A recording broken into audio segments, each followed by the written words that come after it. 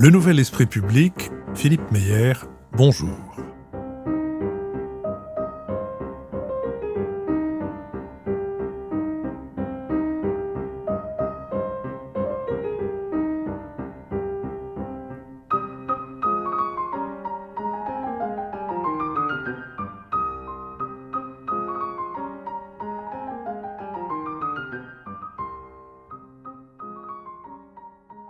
Bonjour, merci de nous avoir rejoints pour un nouvel épisode de notre Bada Si c'est pour la culture, on a déjà donné, qui me permet de recevoir un personnage inattendu, comme vous allez le voir. Il s'agit d'Olivier Pestrimo. Olivier Pestrimo, bonjour. Bonjour.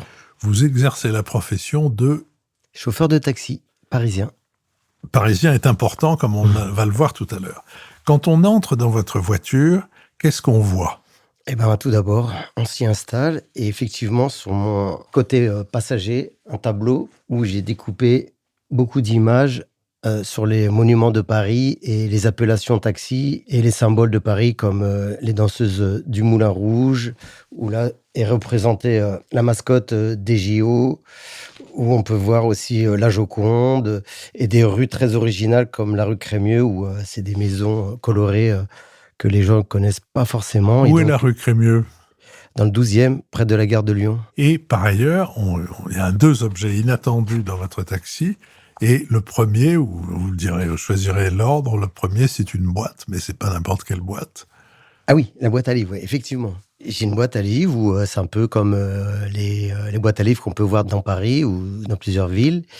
Et la mienne, elle est mobile puisqu'elle est à la disposition des clients. Donc, il y a des livres qu'on m'a offerts. Je leur mets donc à leur disposition. Il y a des BD pour les enfants. Il y a essentiellement des choses sur Paris, étant passionné de Paris. Alors donc, ils vous laissent des livres pour que vous mettiez dans votre boîte aux livres, mais ils vous en prennent oui, aussi. Voilà. Alors moi, quand j'effectue moi-même mes propres lectures, une fois fini, je les mets dans la boîte. Et à qui voudra, selon la conversation qu'on a, je leur dis qu'ils sont disponibles. Alors, il y a des gens qui n'en veulent pas. Et puis, il y en a, ils sont partants pour le prendre et le lire. Donc, c'est super.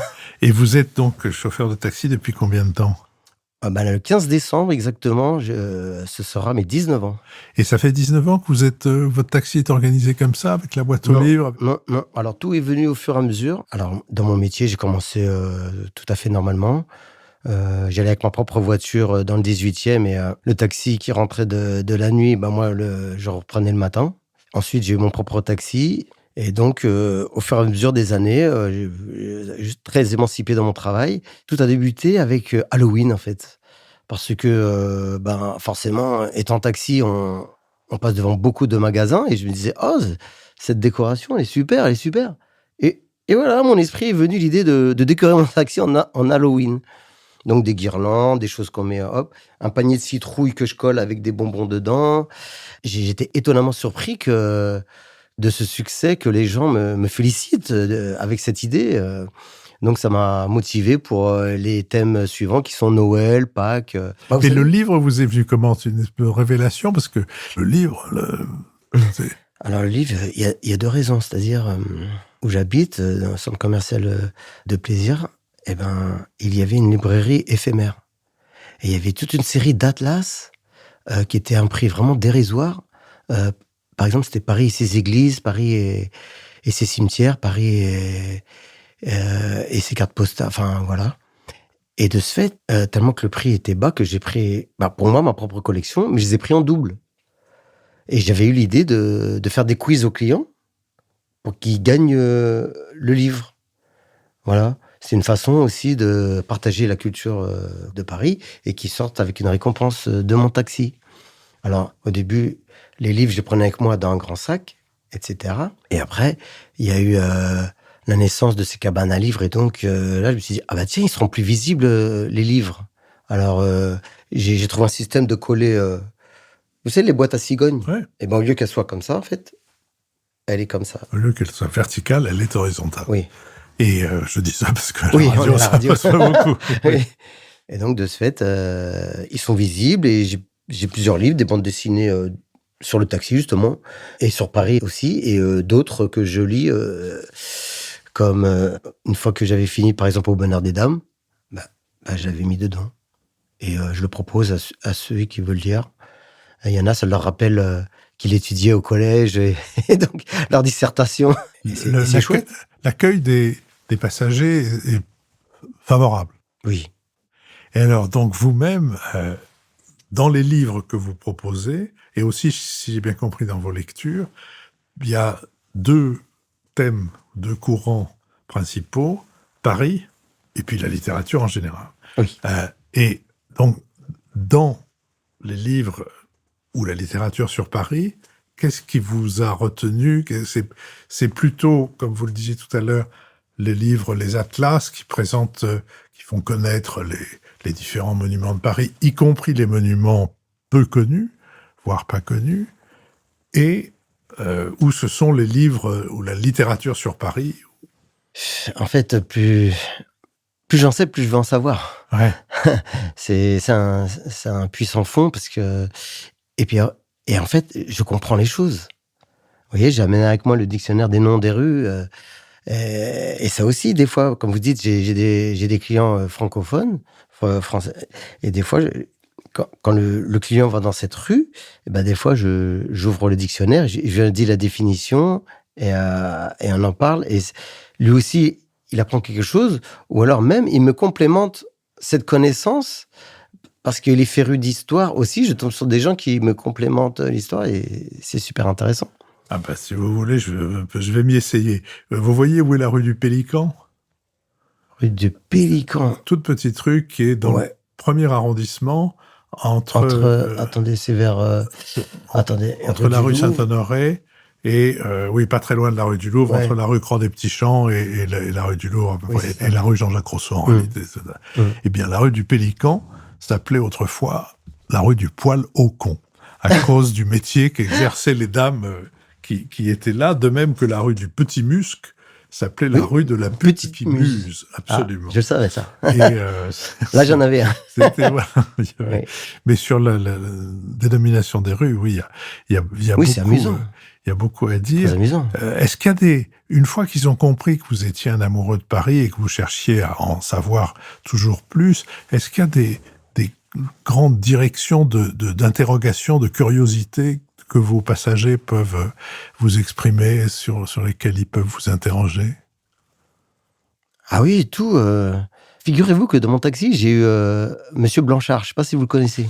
Je ne sais, devrais connaître un Blanchard, mais je ne sais pas bien lequel. Alors, ce monsieur, en fait, lui, ce qu'il fait, c'est que il donne des noms de rues à Paris. Ah oui. Il est dans je ne sais plus si c'est une commission. Oui, il y a une commission, absolument. Oui, voilà. Ouais. C'est une sorte de commission qui... Et d'ailleurs, il m'a signé mon livre d'or. Incroyable de tomber sur ce monsieur, parce que il m'a expliqué finalement plein de choses, comme le changement de rue qu'il y a eu place Victor Hugo. Ça l'a changé au nom d'un résistant français, Bugeaud. Ah, l'avenue du Général Bugeaud. Oui, voilà. Oui, le Général Bugeaud, en ce moment, avec évidemment les retours sur la colonisation en Algérie. Exactement. Oui. Et donc, il m'a immiscé un peu dans le processus qu'ils ont à mettre maintenant des noms des rues, parce qu'il faut bien étudier, il ne faut pas que la personne ait des casseroles derrière elle, par exemple. Enfin, vous voyez, c'est incroyable. Alors, vous-même, vous avez, avec Paris, un rapport qui va jusqu'à choisir certaines de vos lectures en fonction de certains lieux de Paris. Par exemple, la rue de Richelieu, ça vous a conduit où? La rue de Richelieu, alors, la rue de Richelieu, ce qui m'a marqué à la rue de Richelieu, c'est que j'ai vu une plaque où il y a inscrit dessus, Stendhal a écrit le roman Le Rouge et Noir. Voilà. Et il y a notamment aussi la Bibliothèque nationale de France, que j'avais été voir quand elle était en travaux. Au tout début, c'était gratuit. J'étais vraiment émerveillé de cette beauté. Pour revenir au livre, pas trop loin, j'ai lu effectivement le livre de Colette, Paris de ma fenêtre. Donc c'était sous l'occupation. Il y avait des couvre-feux, donc c'était une écrivaine. Donc elle décrivait tout ce qu'elle voyait de sa fenêtre, et je l'ai lu essentiellement à la station de taxi que vous pouvez deviner en face de la place Colette, pour ressentir encore plus les choses, tout comme Au bonheur des dames, que j'ai lu à la station de taxi devant le magasin Au bon marché. Et c'est pour ça que j'ai dit toujours à mes clients, aux clients français, parce que les étrangers vont pas trop comprendre forcément, je leur dis que j'ai finalement une lecture améliorée, par rapport à un lecteur lambda qui vient d'une autre région de Paris et qui ne connaît pas forcément toutes les rues. Alors, ils s'interrogent et je leur dis que quand dans un roman, il parle d'un lieu, on va manger à la Ferronnière, avenue François 1er, par exemple, et ben moi, j'ai le visuel qui vient avec ça. Et donc, j'apprécie beaucoup. Vous, si je vous demandais quelle est la partie de Paris que vous préférez, celle où vous aimeriez avoir le temps de traîner, de découvrir? Ben, c'est celle où on se trouve, c'est-à-dire le 5e, parce que tout a commencé ici, en fait. Voilà, Lutèce, Parisis, tout ça, c'est quand on parle de ça, c'est la naissance de Paris avec les notes. Voilà, la marine marchande, ça a commencé finalement par la Seine, quoi. C'est la Seine qui a fait, et puis après qui a grossi. Ensuite, ouais, c'est incroyable. Et donc, le 5e, il y a un mur d'enceinte qu'on voit de Philippe Auguste. C'est incroyable de voir encore ça, que aussi, grâce à Victor Hugo, les arènes de Lutèce ont pu être redécouvertes. Et puis d'être à côté du Panthéon, où il y a toutes ces grandes âmes qui y reposent, pour moi, ça m'émeut. Alors, je m'y sens très bien, très très bien. Chaque fois que je suis dans le 5e, c'est incroyable. Dans les 20 ans de métier, c'est ça, à peu près? 19 ans, exactement, le 15 décembre de cette année. À 19 ans, le 15 décembre. Ouais, on approche les 20 ans, et... Alors, dans les 19 ans, oui, d'ailleurs, vous l'aviez dit tout à l'heure, pardon. Dans ces 19 ans, vous avez vu la physionomie de Paris évoluer. Ah oui. Qu'est-ce que vous retiendriez de cette évolution? Qu'est-ce qui vous a frappé, qui a changé le plus, Ah ben forcément, c'est cette politique, pour le moins anti-voiture, de ce fait que beaucoup de rues se piétonnisent, beaucoup de pistes cyclables. Moi-même, j'ai utilisé pendant mes propres vacances, j'ai emmené mon fils, j'ai mis les vélos dans le coffre. Je me suis arrêté boulevard Excellence à la station de taxi. Et c'est vrai que c'était fort agréable puisqu'on a rejoint les quais. Et de là, on a du matin jusqu'au soir et c'était vraiment génial. Et vous êtes donc venu en vacances avec votre fils à Paris? Ouais, exactement. Ouais, exactement. Donc, côté boulot, c'est OK, je suis passionné, mais côté touriste aussi, et beaucoup. Ouais.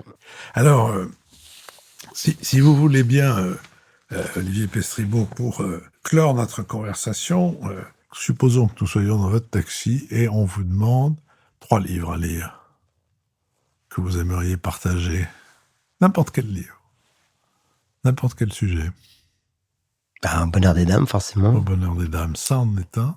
Ouais, au bonheur des dames. Il y a un... alors, c'est bizarre parce que il y a un livre que je l'ai pas lu, mais je suis à coup sûr, je suis sûr que il peut être bien. Ce serait Paris est une fête de Ernest Hemingway. Ouais, alors là, si je puis me permettre, je ne vais pas vous dire que le livre n'est pas bien parce que je n'ai pas l'autorité pour le faire, mais oui. Si vous y cherchez beaucoup de choses sur Paris, vous allez être déçu. Le titre est très trompeur. Et il est beaucoup plus question d'Hemingway, de sa femme, de la manière dont il cherche à trouver les 19 sous qui leur manquent pour faire 1 franc, etc., que de Paris lui-même. Donc, je pense que, sous réserve que vous le lisiez vous-même, vous me direz si vous êtes d'accord avec ce que je viens d'en dire, mais bon. Passons. Paris est une fête d'Hemingway, pourquoi pas. D'accord. Alors, je dirais aussi celui de Laurent Deutsch. Qui s'appelle Métronome, je crois. Exactement. Alors, celui-là, il est incroyable. J'ai la version illustrée et la version bouquin. Et forcément, le 3e, ce serait Les taxis de la Marne. Parce que vraiment, c'est une épopée donc de Paris et des taxis, mais de passion. Eh ben, on va rester, si vous voulez, bien sur ces passions, et je vous remercie, Olivier Pestrimot. Et puis alors, ceux de nos auditeurs parisiens ou qui viendraient à passer par Paris, qui auront la chance de tomber sur votre taxi, il n'y a pas de point de rendez-vous particulier à leur donner, vous n'avez pas une station favorite, mais en tout cas, ceux de nos auditeurs qui tomberont sur vous par hasard auront été préparés par cette émission à laquelle je vous remercie d'avoir participé, comme je remercie Jules Plassard avec qui elle a été préparée, et comme je remercie Adrien Beccaria et le studio L'Arrière-Boutique où a été enregistrée cette conversation. Merci.